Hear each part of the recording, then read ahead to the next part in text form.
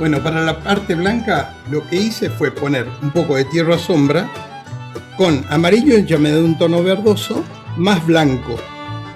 De ahí voy a pasar acá y voy a tener una tonalidad casi verdosa. Luego ya empiezo con el rojo. El rojo se neutraliza con el azul.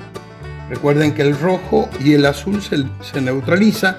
Se le puede poner un poquito de laca carminada para subir el tono y hacemos la base de la frutilla. Empezamos desde una superficie plana.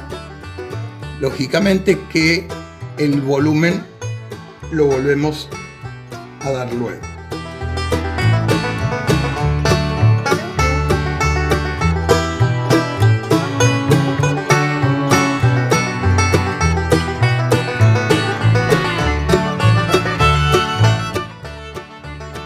Ahora nosotros, para poder dar volumen, una vez que la base está terminada, voy con rojo, laca carminada y un poco de azul.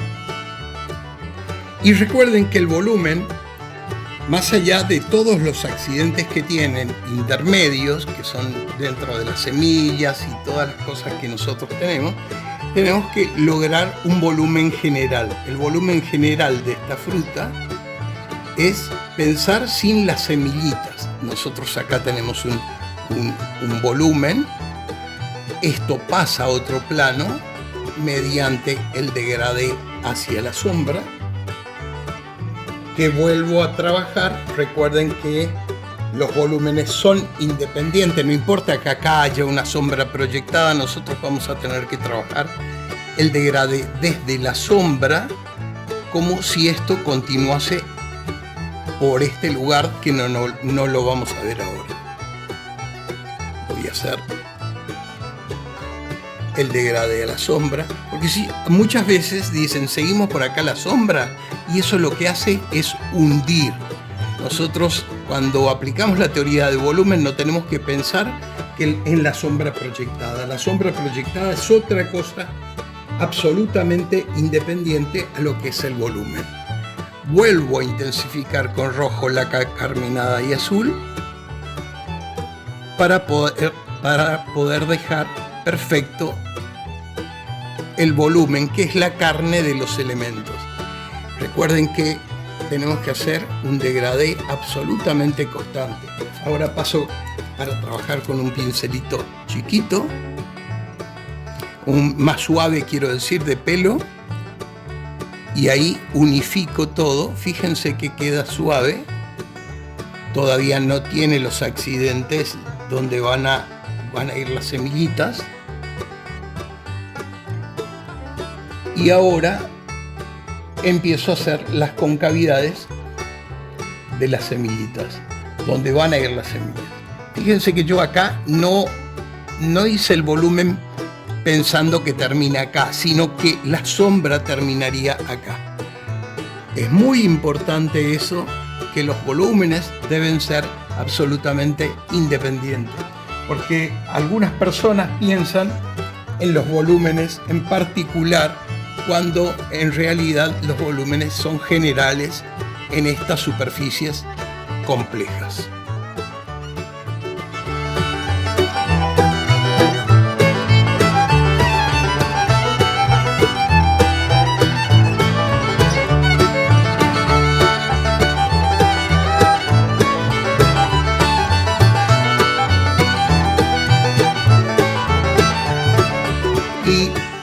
Ahora sí voy a ir con rojo, laca carminada y azul, y voy a hacer donde van a ir las concavidades, donde van a ir las semillitas. Acá, obviamente que cuando está muy cercano a los costados, se van superponiendo y después se va a ir separando. Se va a ir separando a medida que nosotros nos vamos acercando acá. Yo estoy poniendo rojo, laca carminada y azul cuando tenemos esta parte que está dentro de la gama de los rojos. Pero ¿qué va a pasar con la parte de blancos? Primero voy a seguir con rojo, laca carminada y azul para poder hacer los oscuros.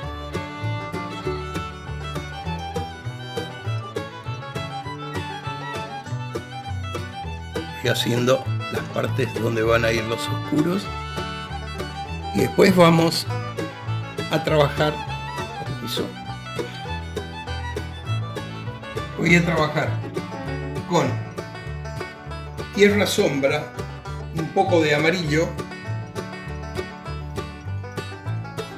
Y ahí ya no pongo blanco, porque ya lo tengo abajo. Entonces con eso voy haciendo las concavidades de la parte donde después se va a ver blanquecino. Bueno, una vez que yo tengo esto,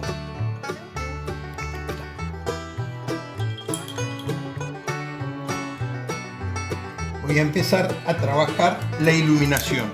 Es muy importante ir con el rojo puro más una pizquita de amarillo. Voy a ir rojo y amarillo.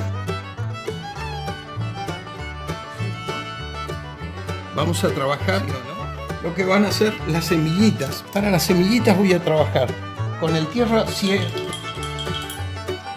tierra de sombra natural, más amarillo ya me va a dar un verdoso. Me va a dar verdoso. Voy a tratar de poner desde el oscuro. Voy a descargar un poquito oscuro, un poquito más oscuro. En la concavidad va esto. Voy a ir poniendo un poquito más de amarillo, pero siempre con tierra sombra. Voy haciendo las semillitas.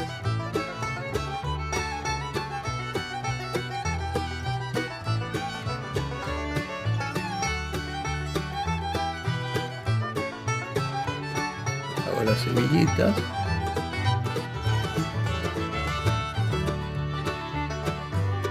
Obviamente que ustedes lo van a hacer un poco más tranquilo, Esto es un tutorial para que ustedes puedan después guiarse y pulir un poco más. Y después, con amarillo y blanco, voy a iluminar la semillita para que quede el verdoso, pero es un verdoso opaco, por eso es que se ilumina con amarillo y blanco. Si no, primero con amarillo y después amarillo y blanco, pero empiezo y solamente una pizquita. Cuando más chiquitito, después más se va a iluminar. Y por último, siempre disminuyendo la presión de la luz hacia los costados.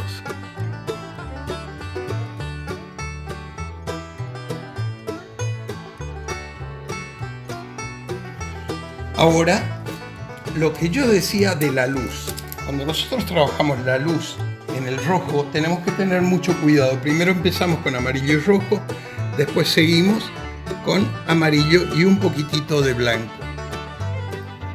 Amarillo y blanco, más amarillo que blanco. Vuelvo a intensificar la parte donde empieza la iluminación. Estiro muy poquito. No puedo extenderme demasiado porque tiene blanco y el blanco, ¿qué es lo que hace? Mata el color. Entonces, ahora, más blanco que amarillo, pero siempre el blanco acompañado con el amarillo, porque mientras exista luz, existe temperatura. Entonces, ahora voy a trabajar amarillo más blanco y acá es lo que le quiero mostrar. Fíjense, yo tengo amarillo y blanco. Acá hace el impacto lumínico, acá golpea la luz en su mayoría. Después, para que esto nos resulte una superficie irregular pero brillante, nosotros tenemos que poner nada más que en el lado opuesto pizquita de luz. Eso es lo que nos va a dar a nosotros la sensación de que la superficie es brillante. ¿Por qué? Porque una superficie brillante lo que hace es rebotar a la luz. Al rebotar a la luz no puede extenderse demasiado. Entonces, miren, amarillo y blanco, y queda brillante justamente porque no lo extendí. Hay gente que quiere ponerle un poco más de de brillo y le pone un poquito más de blanco, y ahí es donde se arma la macana. Y acá, en el lado opuesto, pueden haber luces secundarias, pero ahí sí ya no me privo de extender un poquito el blanco, porque son luces secundarias por absorciones secundarias de luz, que es por el mismo brillo del lugar. Así que les mando un beso. Esto lo tienen que pulir un poquito más. Hasta pronto.